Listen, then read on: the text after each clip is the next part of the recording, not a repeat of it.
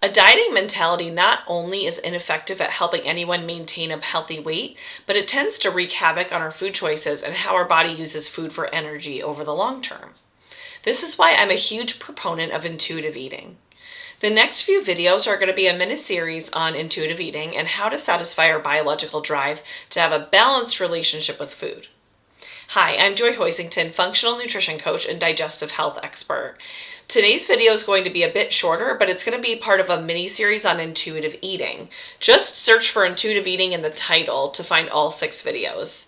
I'm currently teaching 2 group classes on this exact topic, so I thought I would share some bite-sized information for all of you. So many of us are plagued by the latest diet that's out and helping so many to lose weight, or at least what they think is weight loss. But the question is this diet sustainable long term? Because if not, it could bring more harm than good. Let's find out why. Reason number 1, it causes food obsession and binging. There's a simple scientific concept called habituation. The more often you do something, the less exciting or desirable it becomes. The longer that you abstain from doing something, whatever the reason, the stronger the desire becomes to want to do that thing again. It could be with food, experiences, friendships, music choices, restaurants, vacations, you name it. When you tell yourself you can't have something and then you purposely don't eat it, you want it more the longer that you abstain from it. In addition, dieting prevents you from getting the nutrition that you actually need. We have a strong biological drive as humans to eat.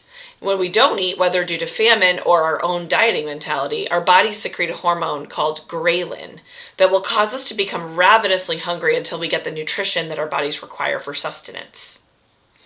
The longer this hormone is revving up inside of us, the stronger the drive to eat will be. Let's say for breakfast you had a handful of fruit, and then you went to the gym and you fast walked on the treadmill for 30 minutes and came home. You went on about your day, and then lunchtime comes around, you eat a small salad with lettuce, spinach, cucumbers, and dressing. By the time 5 p.m. rolls around and it's almost dinner time, every and any food that you look at or think about is going to become your primary focus because you'll be so hungry that your body's going to go to insane lengths to get those missed nutrients. Not only by now are you short on vitamins and minerals, you're short on fat, protein, and carbohydrates.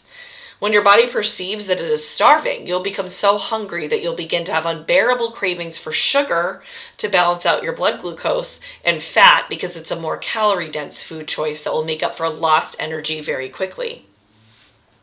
When you do finally start eating, you'll be so obsessed with food that in that moment that you will likely eat very quickly and have more of a likelihood to overeat. This is why dieting is linked to eating disorders and addictions. To watch a video about how food affects the brain, click here. Number 2, dieting only causes temporary weight loss, but long-term weight gain. The average diet is around 30 days long. When you begin to restrict certain macronutrients for the short period, you tend to begin losing lots of water weight. Carbohydrates are made of water, and water is attracted to water, so water follows carbohydrates. When you cut back on carbohydrates such as in bread, rice, pasta, bagels, muffins, and cookies, which contain simple carbohydrates and sugar, water will begin to be released through your urine, ultimately causing inches and pounds to be shed quickly. Just 2 cups of water weighs a whole pound. Salty foods do the same thing because water follows sodium as well. Not to mention the water loss that happens through sweating during gym time. Again, just 2 cups of water weighs a whole pound. One dessert high in sugar can cause up to 5 pounds of water gain, just to put things in perspective for you. Once the diet is over, the minuscule amount of actual fat loss ends up being gained back and then some, along with all the water weight when you return to normal eating habits. And this is why dieting doesn't work. Number 3, dieting teaches your body to store more fat. Chronic dieting has actually been proven in human and rat studies to use less fat for energy since it perceives that it's in starvation mode.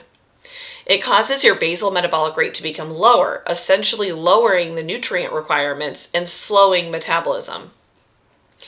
This is why if you go back to your normal eating habits, your body won't be as efficient at using food for energy, which will cause more weight gain.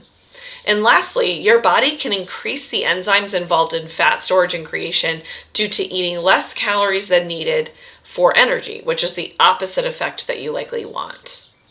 So as you can see, dieting, whether conscious or unconscious, does damage. It's much better to just rediscover our natural, innate, intuitive eating ability that we were all born with. And I'm going to be talking more about this in next week's video.